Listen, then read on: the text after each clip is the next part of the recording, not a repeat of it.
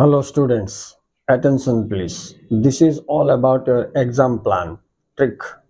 technique, syllabus. Technique, syllabus, answer presentation, previous question analysis are the key things you have to focus. See, 24 hours labor is meaningless if 24 seconds you don't spend on exam tricks and techniques. ପିଲାମାନେ ବୁଝିପାରୁଥିବ ଦେଖ ଆମର student exam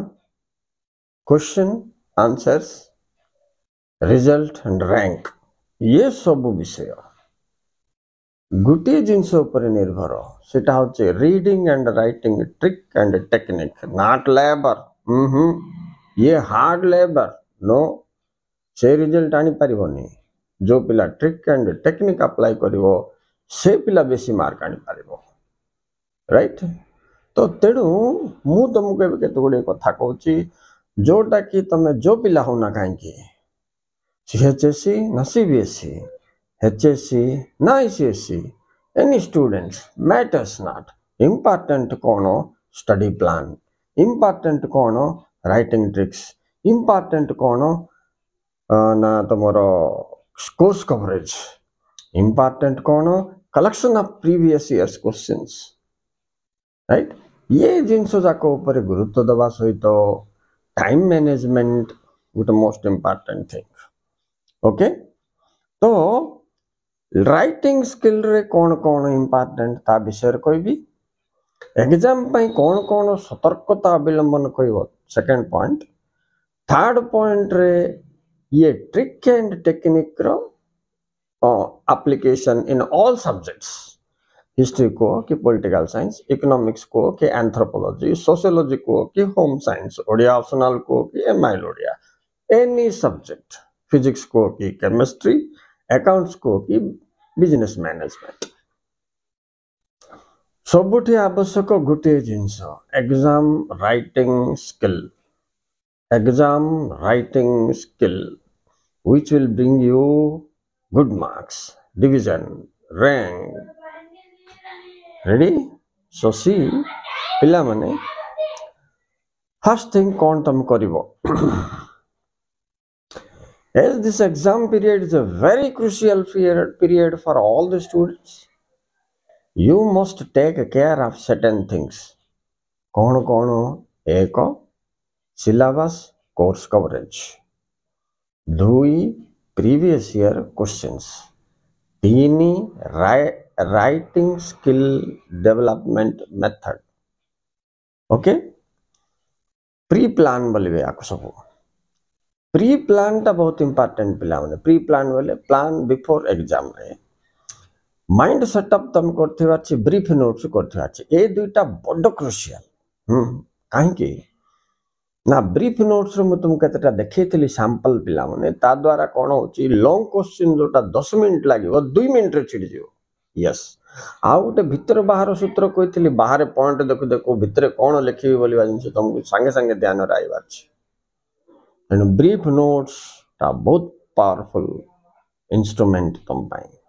idea तुम पाई ठीक अछि mind setup पहले कौन पिला माने जदि धरिनियो कलिंग युद्ध आइला हिस्ट्री रो तो कौन कौन पॉइंट कवर करिवे आगरु माइंड रे तमे भरि देइथिबो पॉइंट 1 पॉइंट 2 पॉइंट 3 एमति लिखिबी नहले पॉलिटिकल साइंस धरिनियो तुमको सन्त्रासवाद आइला तो आर फास्ट कौन लिखिबी तापर कौन लिखिबी सेटा मध्ये मु तुमको कहि देछि अन्य सब्जेक्ट्स हिस्ट्री टिके अलगा हबो अन्य सब्जेक्ट से तुम कौन करिवो एक नंबर इंट्रोडक्शन लाइन लिखिबो मनकर कलिंग युद्ध पड़ला तो कौन लिखिबो एहा ओडिशा बा भारत इतिहास रे एक महत्वपूर्ण घटना नै कि तापर कौन लिखिबो केबे हितिला मनकर हिस्ट्री कथा में चिंता करबा हिस्ट्री कलिंग युद्ध आइछि तो तुम कौन लिखिबो केबे कोठी किए कारण फलाफल हिस्ट्री रो केते घटना रे व्यक्ति स्थान समय घटना चारटा जिनस बहुत महत्वपूर्ण पॉइंट कवरेज रे पॉलिटिकल साइंस रे हेले तमे एक इंट्रोडक्शन लाइन दुई रे व्हाट इज इट तीन रे हाउ दिस इज सो एतिक लिखिबो अधिकांश क्वेश्चन रे धरनिय तुमको आतंकवाद आसिला तो फर्स्ट लाइन लिखो इंट्रोडक्शन लाइन उपक्रम बोले एटा को पाठ सहित जड़ित गणतंत्र एक मुख्य आह्वान हम कि जाति गठन गोटे मुख्य आह्वान हम तापर अर्थ कौन second point what is it तापर एटा किभली एक आह्वान रूपे बा प्रतिबंधक रूपे ये करा जायछि बोली बाटा होछि थर्ड पॉइंट प्रमाण करियो सो ये होछि राइटिंग टेक्निक राइटिंग टेक्निक रो सेकेंड पॉइंट पिला माने पैराग्राफ लिखिबो ना पॉइंट वाइज लिखिबो देख कलिंग युद्धर कारण जाक कहला बेले पॉइंट पॉइंट लिख फलाफल कहला बेले पॉइंट पॉइंट लिख भक्ति आंदोलन कारण फलाफल कहला बेले पॉइंट जाक लिख नहीं कि किंतु जदि खाली कलिंग युद्ध पड़ला 3 मार्क रो बोले तमे आ सेठी पॉइंट कवरेज कले भी हबो पिला माने खाली कारण दुईटा लिखि दबो पॉइंट दुईटा लिखि दबो बोले हबो नचेत अधिकांश विषय पैराग्राफ रे लिखिबा पड़ो एबे धरिनियो हमको या पड़ला जे आंचलिकतावाद स्वरूप लेख तुम पॉइंट कर किंतु आंचलिकतावाद कहले कौन बुझ पैराग्राफ तो कौटी पैराग्राफ हम कौटी पॉइंट हम केतरा पॉइंट हम 3 मार्क 5टा पॉइंट बेस्ट इकोनॉमिक्स हो कि एंथ्रोपोलॉजी हो होम साइंस हो कि सोशियोलॉजी हो तो तुम पिला माने आगो माइंड सेटअप करिया दरकार 2 दिन परीक्षा अछि बोले जदि क्वेश्चन परीक्षा रे आसे मु तो इंपोर्टेंट क्वेश्चन दे देछि सिलेक्टिव क्वेश्चन दे देछि टॉप 5 टॉप 10 टॉप 15 टॉप 20 भी मु पास करछि सेजा सब एकाठी करके रख पिला माने सेटु कोन हला कोन हेनी तुमे चिन्ह मार के रख हले प्रिपरेशन ठीक हबो काहे ना ए सब जाक मु देतिबा जाक सब प्रीवियस क्वेश्चन तुमका कलेक्ट करबा के दरकार नै प्रीवियस ईयर रो क्वेश्चन रु ही मु तुमको सिलेक्ट करके दोथा कोटा बारंबार रिपीट होछि मु अनुमान करछि तार विपरीतटा ए वर्ष आइबो बोल के मु अनुमान करछि से हिसाब रे मु तुमको क्वेश्चन सेट दोछि कोटा रिपीट भी हबो कोटा बारंबार रिपीट होछि कोटा 2 वर्ष को रिपीट होछि देखिछि कोटा 3 वर्ष को रिपीट होछि कोटा गोटे वर्ष को मत रिपीट होछि जेमति उदाहरण तमे नियो तमर इकोनॉमिक्स रो पूर्ण प्रतियोगिता बाजार रे दर निर्णय बारंबार आछि परिवर्तनीय अनुपात सूत्र बारंबार आछि गणतंत्र रो गोटे क्वेश्चन दुईटा रो गोटे ही आसीबो गोटे वर्ष सेटा हले गोटे वर्ष सेटा आसीबो हां मन पड़ला मत पिला माने ये पॉलिटिकल साइंस रो गणतंत्र रो आह्वान को बुली देले एमति दबो गणतंत्र रो सफलता पाई आवश्यक उपादान गुडी को कोन से पॉइंट का टिके चेंज करके लिखिबा ध्यान रखतो क्वेश्चन जदि बुली देला बेले आ गणतंत्र रो सुगुण दुगुण तो शॉर्ट रे आसपारे मिसै देले लॉन्ग हे जिवो ये मिसैबा कौशल मध्य जानि बाछि पिला तमे जो 3 मार्क या क्वेश्चन पढिथिबो मन करो तमे सन्त्रासवाद कि आंचलिकतावाद 3 मार्क पढ़ आंचलिकवाद अर्थ कौन पढ़ स्वरूप कौन पढ़ आंचलिकवाद कारण पढ़ निराकरण पढ़ अलग अलग 3 मार्क ए लंग क्वेश्चन बारे आंचलिकवाद विषय रे लेख या कि जातीय संहति बा जातीय सोशियोलॉजी जातीय संहति बोली कहबो आ पॉलिटिकल साइंस रे तमरो जाति गठन रे बोली कहबो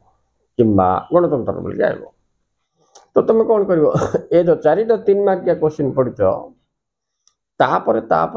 ताको कनेक्ट करके लॉन्ग क्वेश्चन लिखिबा कौशल जानता आ तुम जो 3 मार्क प्रिपेयर होचो ता भीतर 2 मार्क लुचिकी अछि बोली जानो 1 मार्क एमसीक्यू बी लुचिकी अछि इकोनॉमिक्स रे सेमति करेक्ट दी एरर मध्ये लुचिकी अछि होम साइंस पिला माने सोशियोलॉजी पिला माने आओ एंथ्रोपोलॉजी पिला माने तुम्हें माने मध्य जो सब क्वेश्चन तो 3 मार्क के जाक पढ़ी थाउ तो ध्यान रख तो सेटा को लॉन्ग क्वेश्चन सहित लिंक करछि गोटे माइंड सेटअप आगुर दरकार जदि इटा लॉन्ग क्वेश्चन भराइबो बोले मु आर 3 मार्क केटा 3टा कि 4टा कि पढ़िछि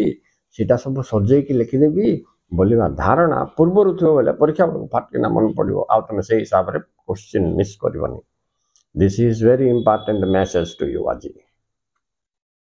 22 तारीख रे एग्जाम आरंभ होबा पूर्वरु पिला माने के आज देखिबो के काली देखिबो के पर दिन देखिबो सब दिन मु छाड़ देखिए बोली गारंटी किछि नै तन कर 3 दिन पूर्वर मु ए छाड़ुची ए वीडियो एति पई जे तुमको रिमाइंड कर दवा पई ब्लूप्रिंट्स प्रिपेयर करतो ब्रीफ नोट्स प्रिपेयर करतो माइंड सेटअप प्रिपेयर करतो लेखिबा ऊपर ध्यान दियो पैराग्राफ पॉइंट वाइज हला एटा को प्री प्लान बोलबे पिला माने प्रीवियस क्वेश्चन तो मु क्वेश्चन सिलेक्ट करके तुमको भिन्न भिन्न उपाय रे दोछि केतबे टॉप 1 के टॉप 10 टॉप 5 करछि तो आ केतबे डिवीजन गेम बोली कहछि मु जानि छी डिवीजन गेम ता तुम बाय बहुत हेल्पफुल हो आउ गोटे कथा पिला माने वार्ड लिमिट को ध्यान रखिबो से 30टा वार्ड लेख 50टा वार्ड लेख बोल दउथो से हिसाब रे तमे 5 10 या चढ़े चलिबो लिखिबा पई चेष्टा करिवो काहे ताको धर कि तमरो मार्क आउ सबुठ बड़ मुस्किलिया जिनस कौन पिला माने लिखिबार मु खाता करेक्शन कला बेले देखुताउची ये मार्जिन मेंटेनेंस तुम ठीक से करन पिला माने एबे मन कर कलिंग युद्धर कारण लेख बोले तुम कलिंग युद्धर इंट्रोडक्शन लिखला पर कारण गुडा तो पॉइंट करछो से 1 नंबर लाइन रे का तुम ए बी सी डी क ख ग घ लिख दउछो टिके छाड़ी गिरी ए बी सी डी करबो ठीक पेज रे मझिरे रहला वाला नले जस्ट टिके गैप दबो पिला माने बहुत गुरुत्वपूर्ण है तुम एटा को सिलीली नियो सीरियसली नियो छाड़ आउ गोटे पॉइंट टाइम फैक्टर एबे एग्जाम को केते समय अच्छी केते समय तुम खाइबा गाधेबा बंधु बांधव सहित मिसबार कटिଯିव स्टडी आवर टाइम भीतर एक्चुअली केते बाहर जी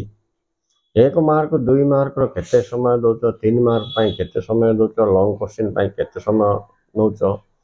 लिखिबा पई गोटे लॉन्ग क्वेश्चन तुम केते टाइम मिलुची तुम केते टाइम रे लिखि पारछो 3 मार्क या जदि तुम 6टा लिखिबा को तांको केते समय लागुचे बोलबा जिंस एबे घरे बसि कैलकुलेशन कर देइतबो तो परीक्षा बेल को टाइम मैनेजमेंट रो प्रॉब्लम रहइबो नाही सिलेबस क्वेश्चन आंसर सब जाक जदि कवर करथिबो